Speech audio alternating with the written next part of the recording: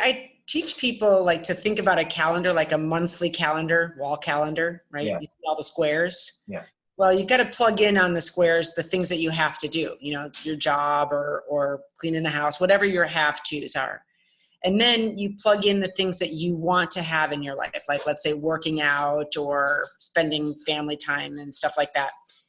So, but then what I want you to do is train your eyes to see all the white space, Mm. right? Mm. So it's just like Okay. a film negative, right? There's the negative and the positive, right? So instead of focusing on all the have tos, make sure there's always a sufficient amount of white. Mm. And that white space, that's where you get to choose your inspired action in that moment, right? So like, was it John Cleese? I believe I read an article years ago that he puts like an hour and a half or something into his schedule every single day for do nothing, and it's just thinking time, right? So then he said that the first 30 minutes, the brain is going, oh, lots of brain talk. And then after about the first 30 minutes, then the next hour, all this stuff comes forward that he never even thought about because he got all the first layer of the blah, blah, blah, blah out of the way. And he has a solid hour of creative thought, Wow. right? And that's like a genius's, certainly an acting comedic genius writer's process, but it's not unlike meditation. In meditation, you begin to sit and breathe, and then your brain goes blah, blah, blah, for a while. And after a while, all the stuff, there's nothing left to go by, and you're just left with your breath and your intention and your focus. So in your case, like you said, you just flipped your calendar around basically, and that was great. But interesting for, this is not the film thing, but in Chinese medicine, 3 a.m. to 5 a.m. is your liver meridian time. And that's the liver meridian is the energy of like spring, like the just let's get active, let's do it. Wow. And that's why you'll hear a lot about like the top CEOs and the most creative people they're working out at 5 a.m., Yeah. which means they're up at 4 or 4:30 so they could be at the gym or in their home gym or whatever by 5 a.m. because so they're actually embracing that energy time, that natural energy time of the body to do that. But when we're younger, our physiology is different. So that's why we tend to be more night owls when we're younger. But as we get older, it switches back. Oh yeah. It's kind of interesting. It's kind of interesting from a physiology and then from a Chinese medicine perspective as well, why that natural energy shift is there. And so you went with it. See, so you felt like you were not in balance, right? You knew it wasn't really working for you. So you found a new strategy, and it actually was going exactly with the flow of where your body wanted you to go. Wow. See, and I didn't know that about you said Chinese medicine. Uh-huh. So I didn't know that about the hours. But Right. yes, I had heard that, all of your junior CEOs and stuff, they wake up at like 4 a.m. and they're exercising or they're getting their work done at that hour. So I thought I'd try it, and Yeah. it actually, I'm not I'm not I'm not successful 100% of the time at waking up at 4 a.m. But when I fall into again the cycle and a rhythm where it is happening, through the re-examination of that balance and finding this new balance, I found something that, like you Right. said, at first I'm like, okay, this something's not working, something like there has to be something else. Tried something else, and I'm like, whoa, this seems to be Sure. working. So Exactly. And it's the same thing, so it, again, with this back to, acting and creative people and everything that we're going through, it seems on some level trite to say, use this time to reflect. But on the other hand, it's not really, it's it's usually through crisis where the greatest number of opportunities can present themselves if we're willing to take a moment and see where that could be. yeah, And we have to get through the fear to be able to get there. And rather than fearing the loss, understanding that it's a time of, the word for me me in 2020 is essentialism. Yeah. What is truly essential, and the word just keeps popping up in all different kinds of places in my life, like the governor has designated my business as essential, so therefore I'm essential, I'm some way validated, it's so interesting where that word keeps coming up, but there's so many, it's getting to the root and it's getting to the core and it's getting to different ideas. And from science, it's like getting down to the DNA, it's getting down to the particle, like essential. What are these essential things? What is essential for my happiness? What is Isn't that funny how this whole thing, and sorry to cut you off, Mara, oh, but I'm done. isn't that funny how this pause is literally a global pause can serve so many people in so many different ways at so many different levels. Like you said, we're talking about us artists, business people, governments, science, like it can do so much for so many people, and I think it is. And so, but I never thought of that. Like if we were to have talked about this a month and a half ago, I would have been like, it's kind of weird, but now we're living it. And so now it's like, we're here, and so I can totally see how it can serve so many people in so many different ways. And I think that's the universe at work, what I mean? Like, we are one of the most adaptive species on the planet if we allow ourselves to adapt and we stop trying to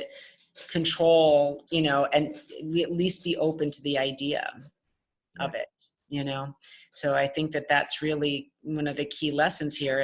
And just, for something fun, like look at how many really talented, funny people have already got YouTube videos out with songs that they've written, actors with whole new shows that they've put out. The Something Good News with that guy from The Office. I love him. I don't know if you saw that. Shares, I can't remember his name. He's got a nice Polish sounding last name. Anyway, the memes abound, right? The videos abound. People singing about toilet paper. People creating videos about hunting toilet paper and toilet paper calls. The toilet paper call. And then, just like there's so much funny stuff out there already, like what seems almost instantaneously.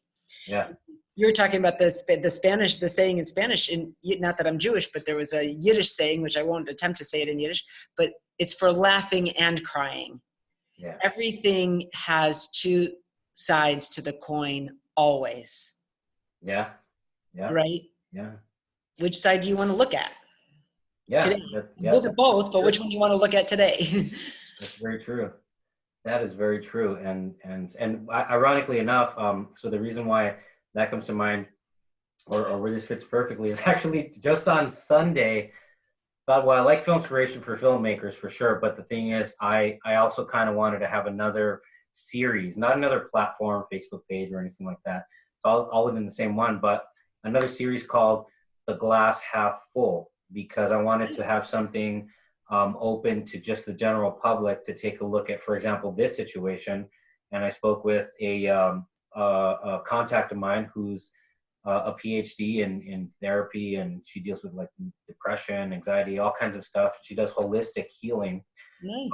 Her name's Dr. Tyler Woods, and she actually helped me kick off the first episode of the new series, The Glass Half Full. Nice. And so basically it comes out of the frame of, or out of the lens of filmmaking, but we've spent, in our conversation, I'm really happy that we've spent a lot of time outside of that frame or outside of that lens also. So, but you're right. I mean, back to there's two sides to everything. Which side do you want to look at? Right. And I don't want to, first off, I can't, be sad about boohoo, I'm locked up. Like, I actually never stopped working. Actually, as being a person in the news industry, actually work has ramped up, but I'm very blessed to do something that I love to do. And so it's been kind of a blessing in that way. It continues to be a blessing, work, because I love to, again, I'm very blessed to do something that I really love to do. But the thing is that I refuse to, as I think most people, my recommendation, not my command, my recommendation, to not let this be the thing that overtakes you with anxiety and depression. Like, we're gonna get through this. Right. Is this different? Yes. Is this weird? Yes. People are being affected. People are dying. I understand that, but we're gonna get through it as a species. You know what I Absolutely. mean? And so I refuse to believe anything less. I Well, really do. and for filmmakers, well, for everybody, for every artist medium, but certainly for filmmakers, there are so many stories to tell right now. I Yep. mean, we've got enough fodder for years of work, and look at how people are still commemorating 9/11 Yep. Yep. all these years later. How many years are we going to be talking about this for the rest of our lives? Probably people are going to be talking about the pandemic of 2020, Yep. and there's and that may or may not be a good thing, I don't know, but I mean, look at all the movies that have just recently been made about World War One, Yep. Yep. 1917, and the others. I mean, there's the fodder for creative material right now is so huge. You have an entire lifetime of material to work with just from the past 3 months of information. I I'd like to, and to add to that, I like to see, um I think life and moments like this, to add on to what you say, or what you just said, it's like a wave. Do you want to ride on top of it? It's a big wave. Do you want to ride on top of it, or do you want to be taken beneath it? Right. I'm going to ride on top of it, and I want people to ride on top of it too, because Yes. you're right. Like, there's a ton of fodder right now that's being created. It's going to last a long time, because check this out, Mara. We are in 2020. We're in this situation right now. What are we referencing? We're referencing the Spanish flu Right. of, was it 1918. 1918? Was it Right. 102 years ago? And it's still a thing that we're looking back on. Okay, well, what happened then, and how many people, and how did they handle it, and what's, obviously. So What it, do we learn from it? Yeah. this is a point in history that is going to be looked back on in God knows how many years, Right. except better documented, because the internet and video and everything, right? And so Exactly. you're right. Like, this is a thing that's going to serve us so well, but like you said, you just have to let go and let it serve, like, let it do its thing, and just go Right. with it, and let it serve you. So Exactly. Figure out which stories you are compelled to tell, yeah. right? Which stories are you compelled to tell? And um and just start there. If nothing else, start journaling it all, and then as you journal from it, more ideas will flow. Um, it's just, yeah, this is why I say about the writer who does it right. Where Yeah. would I even begin?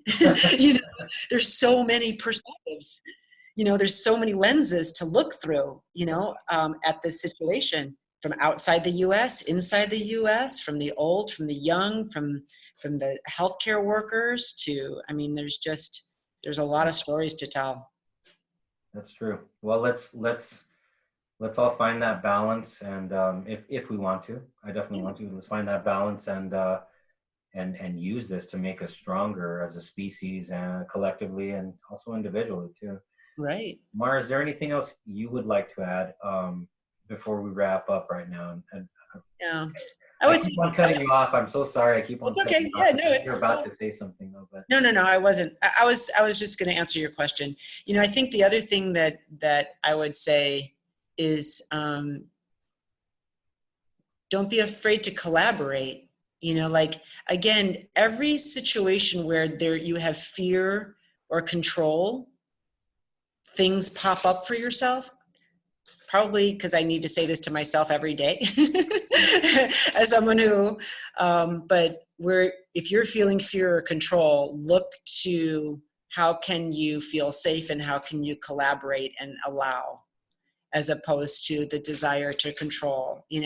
Take those opportunities to control the silly things like the pens and the cups and the staplers on the yeah, desk. yeah, Reserve it for stuff like that. but figure out, because it's through these connections. We are all, this is the first time in a very long time that the entire world is all in it together for our own collective survival. Yeah. Right? Yeah. And so we need each other, we want each other, but we can't touch each other or be in each other's spaces. So how can we continue to be a social species and collaborate without fear of that? That may be my idealism speaking, but something that I just kind of wanted to throw out there. I like it, and to piggyback off of that, we're doing exactly that, Mara. Like, you're in your house, I'm in my place, but we've just had a really long conversation, a very thorough and robust conversation. And who I doubt I would have become disinterested in reconnecting with people such as yourself who are kind enough to come forward and say, "Yeah, I've got something to share." So yeah, like the look at the circumstances, but we're doing exactly that. So That's right. connecting and collaborating. I agree. I Yep. agree. Yep. Mara, Mara, anything that, or any information that you want to send my way, if you would like for people to reach out to you, or if they have any questions or anything like that, maybe like an email that you would like to have out there, just go ahead and send it my way, and I'll put it in the description. Cool. Just to make sure, if people are like, "Hey, who's this Mara? Who's this Mara lady?" Like, I'd like to, maybe write her an email or something like that. Go ahead and send that my way. I'll put it in the description, whatever you would like. And just that, thank you so much, Mara, for being on Filmspiration. I really do appreciate it. Well, thanks for asking and letting me have a voice. Cool. And I definitely would love you on the show once again, coming up. Sure. I don't know, sometime in the near future, but definitely for sure. Okay. Let me know when. All right.